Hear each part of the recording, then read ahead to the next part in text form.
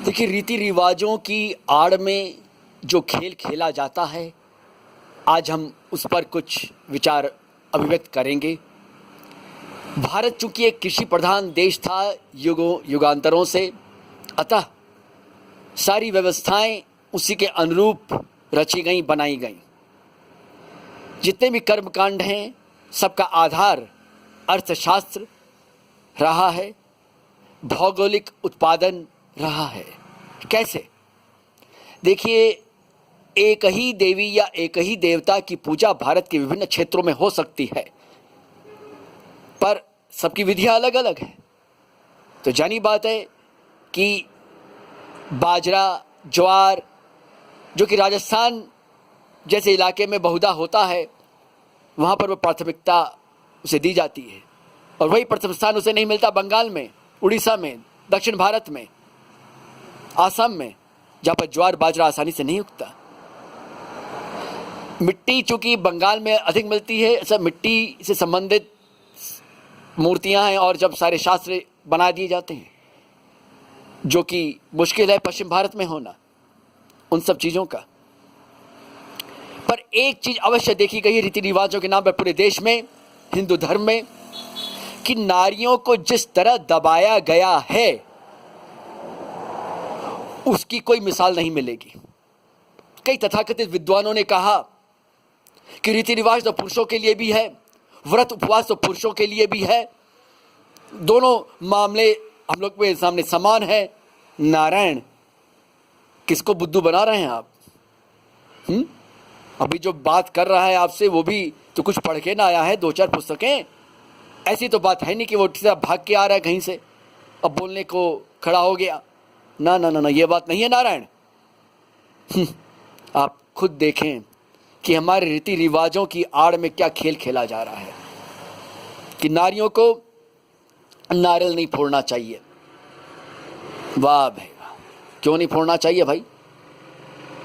जिन देशों की नारियां नारियल फोड़ती हैं तो क्या वे दुर्भाग्य को बुलावा देती हैं? भारत में तो कई प्रांतों की नारियां आराम से नारियल फोड़ देती हैं और कुछ भी नहीं होता उनको। जैसे कि नारियों को गायत्री मंत्र नहीं बोलना चाहिए। अरे गायत्री मंत्र है क्या? पहले इसका तो निर्णय हो जाए।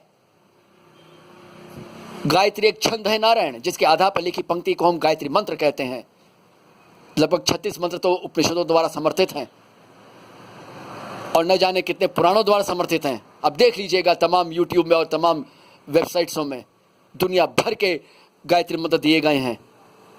ये भी नहीं सोचा कि इनकी हम जांच तो कर लें कि सच में ये वेदोक्त है कि नहीं, समर्थित है कि नहीं।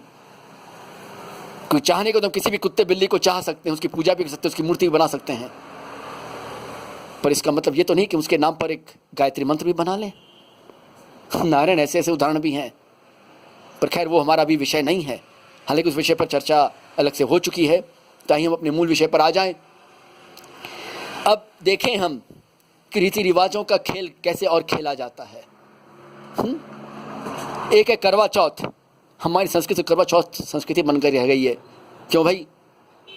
क्या और देशों की और धर्मों की महिलाएं सबकी सब विधवा हैं? क्योंकि यहाँ पर तो यही सिखाया जाता है कि करवा चौथ करोगी पति की उम्र के लिए। कोई पति क्यों नहीं कर सकता पत्नी की उम्र के लिए? आप सोचिए। अब आप नहीं कर सकता, हमारे यहाँ परंपरा नहीं है। पत्नी ही क्यों करे भाई? क्यों करे? पुराणों में लिखा है हमारी संस्कृति। अरे क्या संस्कृति है, क्या पुराणों में लिखा है? कोई प्रमाण है? बिल्कुल नहीं, कदापि नहीं, कदाचित नहीं। उनको जांचा ही नहीं गया नारायण, श्रुति युक्ति अनुभूति के आधार पर। सिद्धांत नंबर 1। सिद्धांत नंबर 2, विषय संशय पूर्व पक्ष उत्तर पक्ष प्रयोजन। फिर सिद्धांत नंबर 3, प्रतिज्ञा हेतु दृष्टांत राष्ट्रांत एवं निगमन। इन सब के आधार पर जांची परख हम करना भूल गए और हम क्या करते हैं? हर तरह के रीति रिवाजों के पीछे तथाकथित आध्यात्मिक अर्थ खोजने लग जाते हैं या वैज्ञानिक अर्थ खोजने लग जाते हैं, है कि नहीं? जैसे कि रामचरितमानस से समय क्या आता है रामकथा समृद्ध कथाओं में, कि सुतीक्ष्ण मुनि जी ने अल्पाहार दिया राम जी को जब वे उनकी कुटिया की तरफ आए। यहाँ पर तो ये हाल है कि उस दोने का भी हम आध्यात्मिक अर्थ लगाते हैं। सेब का मतलब ब्रह्मांड है, केले का मतलब ये है, अंगूर का मतलब वो। अरे नारायण, फलहार है, लो हजम करो, वो दर्शाया गया है। वहाँ पर अध्यात्म नहीं आएगा। अध्यात्म कहाँ आना चाहिए? वहाँ पर तो हम अध्यात्म भूल जाते हैं। व्यवहार में अध्यात्म को लाके खड़ा कर देते हैं। हाँ, कब हम संभलेंगे, कब हम समझेंगे, कब ये दुकानदारी से हम ऊपर उठेंगे? करवा चौथ, एक बार एक जगह माताजी ने पूछा था, वे गर्भवती थी और करवा चौथ का समय आ गया था। अब उनकी सास उतारू है परंपरा निर्वाह करने के लिए, कहीं बेटा ना मर जाए। वो बेचारी सुहागन भी डर रही है थोड़ा बहुत, तो उसने प्रश्न किया कि भी क्या करूं मैं। अब आप देखिए समझदारी। हाँ, गर्भवती है, उसको एक बात दे के जा रहा है कि तुम व्रत कर। और जबकि ये करवा चौथ का व्रत अपने वैदिक वांग्मय में तो अब कहाँ से आपको मिलेगा, क्योंकि ये व्रत उपवास और सारे धर्मशास्त्रों की देन है। और धर्मशास्त्र ये जानिएगा युग की अवधारणाओं के अनुसार लिखे जाते हैं, एक दो नहीं सैकड़ों ऐसे लिखे गए हैं। और उनको प्रसिद्ध ऋषि मनीषियों के नाम पर प्रचारित कर दिया गया ताकि लोग मान लें, लोग मान लें। हाँ, है कि नहीं? कि जानिए बात, नारद वाच है, देव वाच है, ऋषि वाच है, दुर्गा वाच है, शिव वाच है, कहेंगे तो हम मानेंगे मानेंगे। अब आम आदमियों का नाम हो तो हम भी नहीं मानेंगे, आप भी नहीं मानेंगे। तो ये जितने भी व्रत उपवास हम देखें, उतनी करने की विधियां हैं, क्या कारण है? तो एक ही है कि भाई समय उस जमाने में बहुत रहता था लोगों के पास खाली, तो क्या करें? अब खाली बैठा आदमी और क्या करेगा? लड़ाई झगड़ा करेगा, बात का पतंगड़ बनाएगा। तो उनमें रुचि जगाए रखने के लिए, जीवन के प्रति एक सामंजस्यता बैठाए रखने के लिए व्रत उपवासों की रचना कर दी गई। और धीरे धीरे उनको हथियार के रूप में उनका इस्तेमाल शुरू हो गया देश में, कि ये करो तो वो हो जाएगा, वो करो तो वो हो जाएगा। डरा धमका के, रीति रिवाज तो हमारे डराने धमकाने वाले भी हैं नारायण, कि ये उपवास करोगे तो ये फल मिलेगा और नहीं करोगे तो नुकसान हो जाएगा। कि भगवान भगवान न हुआ, हाँ, मोहल्ले का मवाली हो गया या पूजा कमेटी का कोई सदस्य हो गया कि चंदा नहीं दोगे तो आपको रात को सोने नहीं देगा शांति से। क्यों भाई? आयकर अधिकारी हो गया कि आपको परेशान करेगा। क्यों भाई? क्या मोहल्ले का कोई नेता हो गया जो आपको तंग करेगा? भगवान को आपने क्या समझ लिया नारायण? हम अपना स्तर तो उठाने से रहे, भगवान का गिरा दिया, नाक में नकेल डाल दी। और ये जानिएगा, किसी भी संस्कृति को अगर बर्बाद करना है तो उसके कई आसान तरीके होते हैं। नारियों को पथभ्रष्ट करना, नारियों को दबा के रखना, इन दोनों में से क्या तो एक कर लीजिए। और ये कार्य बड़ी सुचारू रूप से संपन्न हो रहा है भारत में, और विशेषकर गुप्त काल के बाद में धीरे धीरे शुरू हो चुका था, जिसे हम स्वर्णिम युग कहते हैं भारतीय इतिहास का। वाह रे वाह, अच्छा खासा व्यंग है ये नारायण, अच्छा खासा तमाचा है भारतीय संस्कृति के ऊपर।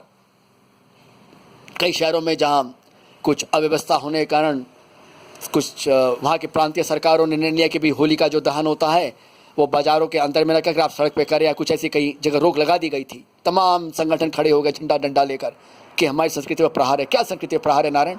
कहाँ पर लिखा है होली का दहन के बारे में कि करो आप? और क्या होली का दहन ही एकमात्र प्रतीक रह गया है? अब आप कहेंगे कि नहीं नहीं, फला पुराण में, फला उप पुराण में। जब पुराण ही प्रमाण नहीं है तो उप पुराण प्रमाण कैसे हो गए? और ये जानिएगा, उटपटांग रीति रिवाजों से नुकसान ही ज्यादा होता है। पूरा उत्तर भारत ग्रस्त है, त्रस्त है, पस्त है इस सत्यनारायण व्रत की कथा से। कईयों ने हमसे पूछा कि सत्यनारायण व्रत की कथा में कथा क्या? बोला भैया हम भी पूछ रहे हैं, हमें बता दो। अब कई जगह वाद विवाद बहुत बढ़ गया, लोग मानने को तैयार नहीं थे। हमने कहा चलो स्कंद पुराण खोल के बैठो। स्कंद पुराण में जब तुम बोलते स्कंद पुराण का ये हिस्सा स्कंद पुराण में कहाँ है हम लोग देखते हैं, और किस रूप में लिखा गया संस्कृत में पहले देखते हैं। तो स्कंद पुराण में जो रेवा खंड है नारायण, उसमें थोड़ा सा वर्णन आता है, और वहाँ भी कथा नहीं है, वहाँ भी वही है कि फला ने व्रत किया, फला ने उससे कथा सुनी, बस, और कुछ नहीं है। और कोई कथा है ही नहीं इसके पीछे। इसने उससे सुना, उसने उससे सुना, उसने उससे सुना, पर क्या सुना कोई पंडित आज तक बता नहीं पाया, ना बता पाएगा, क्योंकि है ही नहीं, कुछ भी नहीं है। जब कुछ नहीं है और उसका प्रचार किया जाता है तो फायदे में कौन रहेगा? आम गृहस्थ तो रहने से रहा बिल्कुल नहीं रहेगा, उसको नुकसान ज़्यादा हो रहा है। जो घर घर कला हो रही है, जो घर घर राग द्वेष बढ़ रहे हैं, फौजदारी बात बात पे हो रही है, उसके पीछे ये सब घटिया किस्म की रीति रिवाज, घटिया किस्म के पूजा पाठ जो कि सही में धार्मिक है ही नहीं, उनका प्रचार और प्रसार खुल के किया जा रहा है। लोग सुनने मानने को तैयार ही नहीं है। हमारी इसमें एक पोस्ट के बाद में एक व्यक्ति ने स्कंद पुराण पढ़ा, तब जैसे उससे उत्तर दिया कि हाँ स्वामी जी आप ठीक कह रहे हैं, इसमें तो नवग्रह पूजा ये सब का विधान नहीं है। और देखिए पंडित जी ने करवा दिया, गत वर्ष हमने करवाया था। हम बोले भैया हम तो तुम्हारे शहर में थे उस समय और तुम जानते भी थे, तुम्हारा हमारा परिचय भी था, तुमने क्यों नहीं पूछा? ये नहीं सोचा कि भैया अक्षय चैतन्य तो एक सड़क छाप है, एक परिव्राजक के रूप में भटकते रहते, इनको क्या पता, इनको क्या सहूर है?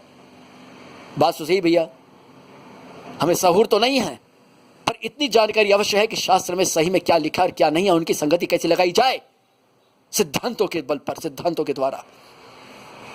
इतनी समझ, इतनी पकड़ भगवान ने जरूर दे रखी है, बस इतना ही बहुत है। तो कहना इतना ही था नारायण कि रीति रिवाजों की आड़ में जो खेल खेला जाता है माताओं को दबाकर, उसी का परिणाम है कि आज बच्चियां क्या कर रही हैं, विद्रोह कर रही हैं समाज से। आप देखिए, अब आप दिल्ली विश्वविद्यालय की जो पिंजरा तोड़ की जो एक संस्कृति उभर के आ रही है सामने, अब आप सोचिए, आप बोलेंगे कि नहीं ये तो पाश्चात्य संस्कृति का प्रभाव है। नहीं, बिल्कुल नहीं, कदापि नहीं। हमने युगों से जो किया है उसका परिणाम हम भोग रहे हैं, और कौन भोगेगा? कोई विदेशी तो भोगने से रहा। हमने समझने सुनने की चेष्टा ही कभी नहीं की। महिलाओं को दबा के रखने के लिए रोचक से रोचक कथाएं का निर्माण कर दिया गया। एक राधा तक को खड़ा कर दिया गया कृष्ण के साथ में, नाम रूप के आधार पर। एक प्रेम का, एक वासना का प्रतीक बना के रख दिया नारी को। एक तरफ हम कहते हैं कि मातृ शक्ति की पूजा करते हैं, दूसरी तरफ हम क्या करते हैं, क्या करते हैं? नारायण, कम से कम अगल बगल झांक के देखने की दरकार नहीं है, सिर्फ सिर झुका के अपने अंदर में देख लीजिए, उत्तर मिल जाएगा। ये रीति रिवाज तो क्या हम नहीं माने? हम मानने नहीं मानने की बात नहीं की जा रही है। होता ही है कि जरा सा कुछ समझाने बैठो तो लोग बात का पतंगड़, तेल का ताड़ और राई का पहाड़ बना लेते हैं। अरे भैया विश्लेषण हो रहा है, ये विश्लेषण का समय है नारायण। मानना न मानना तो आपके ऊपर है। भगवत गीता के प्रवचन के बाद भी 18वें अध्याय में केशव ने क्या कहा? यथेच्छसी तथा करो, तुम्हारी जो इच्छा करो अर्जुन, मुझे जो कहना था मैंने कह दिया। और यही बात ब्रह्मर्षि वशिष्ठ जी ने कही थी अपने शिष्य राम जी को। योग वशिष्ठ संवाद में है ये प्रसंग कि राम मुझे जो समझाना था मैंने समझा दिया, अब तुम्हारी जैसी इच्छा हो तुम करो। उसके बाद में राम जी गए हैं राक्षसों का वध करने के, उसके बाद में माता जानकी से विवाह हुआ है। तब फिर हम अपने विवेक को भूल चुके हैं नारायण। विवेक रूपी नेत्रों का हमने अपमान कर रखा है, उनको बंद कर रखा है, और ये विवेक रूपी गुरु हम सबके पास है। खोलिए इन नेत्रों को और जानिए और मानिए, तब समझ में आ जाएगा कि चीज क्या करनी चाहिए और क्या नहीं करनी चाहिए, कब किसकी आवश्यकता है। बेवकूफों की जैसे हम करवा चौथ और ये चौथ और वो चौथ करके दुनिया भर का पाखंड करने लग जाते हैं। गणेश चतुर्थी को क्या चंद्र दर्शन नहीं करना चाहिए, कोई कृष्ण को पर क्या चोरी का आरोप लगाता है। अरे कहाँ पर लिखा है? भागवत में तो कम से कम नहीं है, प्रमाणिक ग्रंथों में तो नहीं है, और प्रमाणिक ग्रंथों के जो प्रमाणिक प्रसंग हैं उनमें भी नहीं है।